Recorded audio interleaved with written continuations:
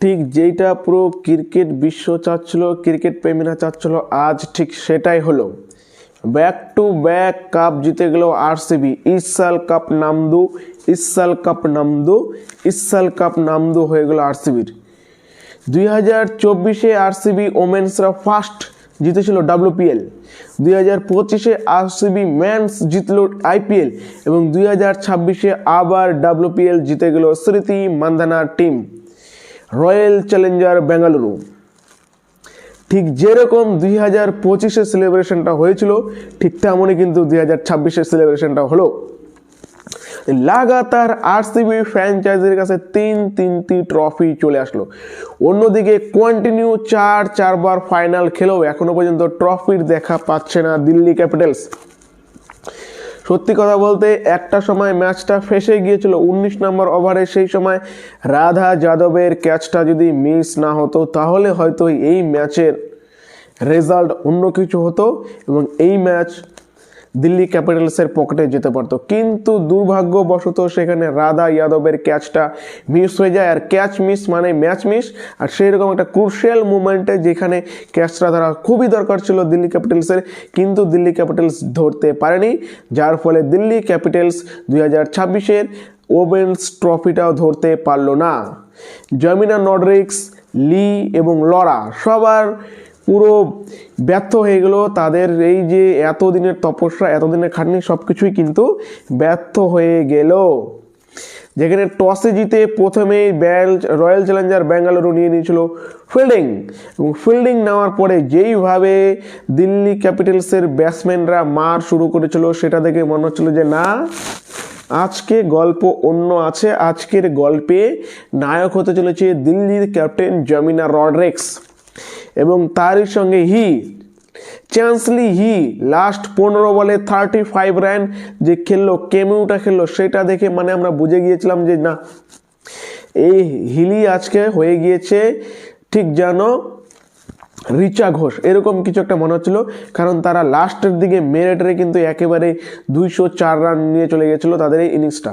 যেখানে প্রথমে ব্যাট করতে নেমে জেসি লি 37 এবং তারই সঙ্গে 20 রান করে শেফালি বর্মা, সেই নায়ক, ইন্ডিয়ায় প্রথম বিশ্বকাপ জেতানো নায়ক, কিন্তু ব্যর্থ হয়ে গেল আজকে এই ম্যাচে তিনি চলল না। কিন্তু 3 নম্বরে নামা সেই Laura south African captain Laura একেবারে অন্যরকম মোড। পুরো লিগে কিন্তু তিনি ভালো ব্যাটিং করেছেন এবং আজকেও তিনি 44 রান করেছেন। এবং তারই সঙ্গে তাদের ক্যাপ্টেন জামিনা রডরিক্স 57 রান, অসাধারণ ইনিংস খেলেছে। এবং এই লরা আর জামিনা রডরিক্সের যে পার্টনারশিপ, সেই পার্টনারশিপটাতেই কিন্তু পুরো ম্যাচটাকে ঘুরিয়ে দিয়েছিল এবং পুরো ম্যাচটা দিল্লি ক্যাপিটালসের দিকে নিয়ে চলে আসছিল। এবং শেষের দিকে কেমিও খেলেছিল জেসলি হেরি 35 রানের একটি অসাধারণ ইনিংস খেলে এবং 204 রানের এই লক্ষ্যমাত্রা যখন চেস করতে নামে রয়্যাল চ্যালেঞ্জার ব্যাঙ্গালোর, এবং প্রথম দিকে কিন্তু আউট হয়ে যায় রয়্যাল চ্যালেঞ্জার ব্যাঙ্গালোরের সেই তুরুপের তাস গ্রেস হিজ যে রয়েছে, যে কিনা পুরো ব্যাঙ্গালোর হয়ে এই বছর লিগে কিন্তু একেবারে আগুন ধরে দিয়েছিল। জেসিলিস যাকে কিনা ব্যাঙ্গালোর এই বছর টপ অর্ডারে খেলেছে এবং একেবারে অসাধারণ ব্যাটিং করেছে, কিন্তু আজকে সে ব্যর্থ হয়ে যায়। কিন্তু আজকে চলে আসে অন্য একজন, সেটা হচ্ছে জর্জিয়া বল প্রথম পাওয়ার প্লেতে ভাই পুরোই একেবারে অন্যরকম ব্যাটিং করে। কারণ প্রথম দিকে কিন্তু একটু সময় নিচ্ছিল স্মৃতি মান্ধানা এবং তারপরে স্মৃতি মান্ধানা শুরু করে 10 নম্বর ওভার থেকে। স্মৃতি মান্ধানা মাত্র 41 বলে 87 রান, মানে 41 বলে 87 রান। অনেকে তো গল্প করছিল সেঞ্চুরি কথা, যে আর একটুখানি যদি ভালো মতন খেলে তাহলে হয়তো স্মৃতি মান্ধানার এই ঐতিহাসিক 70 রানটা আজকে হয়ে যেতে পারে। কারণ এর আগে তিনি 96 রানে নট আউট ছিলেন, কিন্তু না, 200+ স্ট্রাইক রেট, যেটা দরকার ছিল ক্যাপ্টেন জার্সি নাম্বার 18 আর চাপের ম্যাচে, বড় ম্যাচে পারফরমেন্স করবে না, এটা হতেই পারে না। সেটা বিরাট কোহলি হোক আর স্মৃতি মান্ধানা হোক, যেটাই হোক, ইন্ডিয়া টিমের জার্সি নাম্বার 18 মানাই হচ্ছে স্পেশাল কোনো কিছু বড়, সামথিং বিগ এবং সামথিং স্পেশাল। সেটা আজকে স্মৃতি মান্ধানা করে দেখিল।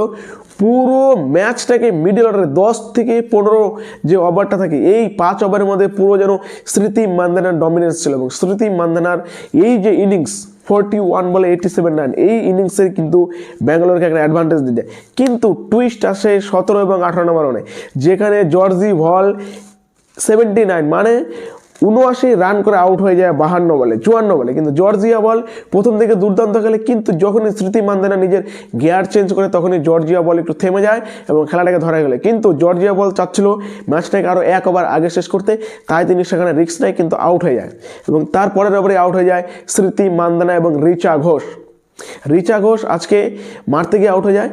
কিন্তু টুইস্ট আসে তখনই যখন 9 বলে দরকার ছিল 13 রানের রয়্যাল চ্যালেঞ্জার ব্যাঙ্গালোর এবং মনে হচ্ছিল যে ম্যাচটা হয়তো ফেসে গিয়েছে, কিন্তু তখনই রাধা যাদবের ক্যাচ মিস করে দেয় দিল্লি ক্যাপিটাল। এবং ক্যাচ মিস মানে হচ্ছে ম্যাচ মিস, আর এটা আজকে আবারও প্রমাণ হয়ে গেল। তারপরে শেষের ওভারে দরকার ছিল মাত্র 6 বলে 10 রান এবং Radha Yadav back to back 4 মেরে রয়্যাল চ্যালেঞ্জার ব্যাঙ্গালোরকে দ্বিতীয়বারের মতন চ্যাম্পিয়ন করে দিল এই WPL-এ। এর আগে 2বার চ্যাম্পিয়ন হয়েছে মুম্বাই ইন্ডিয়ান্স, এবার 2বার চ্যাম্পিয়ন হয়ে গেল এই রয়্যাল চ্যালেঞ্জার ব্যাঙ্গালোর এবং চতুর্থবার টানা ফাইনালে উঠেও ফাইনাল জিততে পারলো না দিল্লি ক্যাপিটালস। সত্যিকারের দিল্লি ক্যাপিটালস টিমটাকে দেখলে সত্যিকারেই অবাক হচ্ছি এবং কষ্ট লাগছে যে কত চেষ্টা করছে তারা, প্রতি বছর লাগাতার 4বার ফাইনালে কিন্তু এখনও পর্যন্ত তারা ট্রফির দেখা পাচ্ছে না।